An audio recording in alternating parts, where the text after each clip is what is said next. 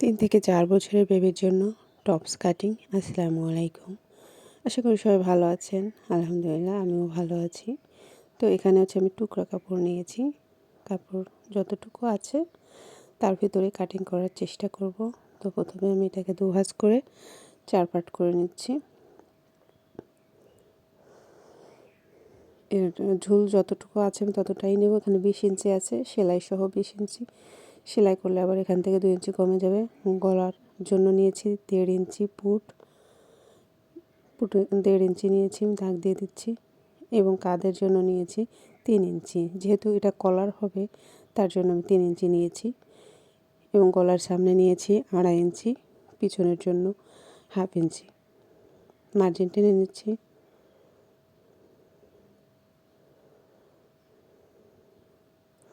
এবং আর্মহোলের জন্য নিয়েছি 4 ইঞ্চি। বডি একটু লুজ রাখবো। বডি হচ্ছে 26 ইঞ্চি, তো সেটাকে ভাগ করে নিয়েছি এবং তার সাথে 1 ইঞ্চি এক্সট্রা নিয়েছি সেলাইয়ের জন্য। কাঁধ থেকে 9 ইঞ্চি হচ্ছে কোমর, 9 ইঞ্চিতে আমি দাগ দিয়ে দিচ্ছি। কোমরও নিব হচ্ছে 4 ভাঁজ করে নিয়েছি 6 ইঞ্চি, তার সাথে এক্সট্রা 1 ইঞ্চি নিয়েছি। এরপরে মার্জিন টেনে নিয়েছি, নিচে গিয়ে যতটুকু আছে ততটুকুই নিয়ে নেব।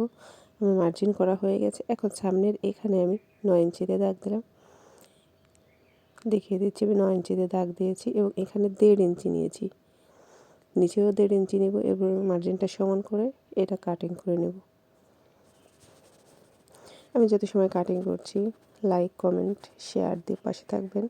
পেজটা ফলো দিয়ে রাখবেন নতুন নতুন ভিডিও পাওয়ার জন্য। ছোট বা টুকরা কাপড় দিয়ে কীভাবে আপনার বেবির জন্য সুন্দর একটা ড্রেস তৈরি করতে পারেন, মূলত সেটাই আপনাদের শেখানোর চেষ্টা করছি। এবং কাটিং মার্জিন অনুযায়ী কিন্তু আমি কাটিং করে নিচ্ছি। এবং জামাটায় ঘের কম আছে তার জন্য হচ্ছে মাঝখানে আমি মার্জিনটা করে নিয়েছি। গলা কাটিং করে নিয়েছি। এখন মাঝখানে যে দাগটা দিয়েছি সেটা কাটিং করে নিচ্ছি। মাঝখানের জন্য আপনি চাইলে ওই কালারের কাপড় নিতে পারেন বা ওই কালারের কাপড় নিতে পারেন। আমি এক কালারের লাল কাপড় নিয়েছি। এখান থেকে মেপে নেব কত ইঞ্চি। 9 ইঞ্চি আছে, তো এখানে আমি 10 ইঞ্চি নেব, একটু বেশি নিলাম। নিচে নিয়েছি 4 ইঞ্চি 4 ভাঁজে, আর উপরে নিয়েছি 1/2 ইঞ্চি সেলাই করার জন্য। এরপরে কাটিং করে নিচ্ছি।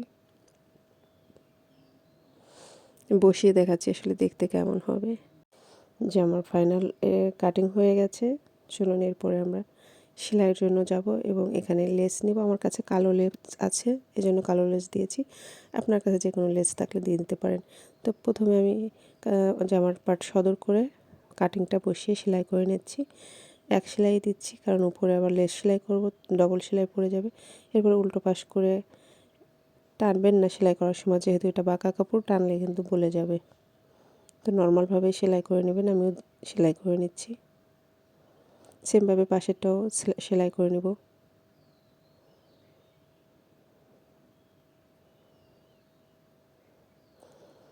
এখন লেস বসিয়ে নিচ্ছি। সেলাইয়ের মাঝখানে বসিয়ে হচ্ছে সেলাই করব। এরপরে হচ্ছে চাপ সেলাই দিচ্ছি। দ্বিতীয়বার আর এখানে সেলাই দিতে হবে না। তো কীভাবে ঘুরিয়ে দিচ্ছি সেলাই, এখানে একটা ভাঁজ দিয়ে দেবো, যেহেতু এখানে তেরছে আছে। সেলাই করা হয়েছে। এভাবে পাশেরটাও সেলাই করে নেবেন। কুর্তিটা আমার তৈরি হয়ে গেছে। বাকি অংশ আমি আপনাদের সঙ্গে শেয়ার করতে পারিনি। যদি দেখতে চান কমেন্ট করবেন, আমি পরবর্তীতে এই বাকি অংশের ভিডিও দেওয়ার চেষ্টা করব। তো সামনে এখানে দুটো শো বোতাম দিতে হবে, যেহেতু জন্য গলাটা একটু বড় রাখবেন, যেহেতু পরতে সুবিধা হয়।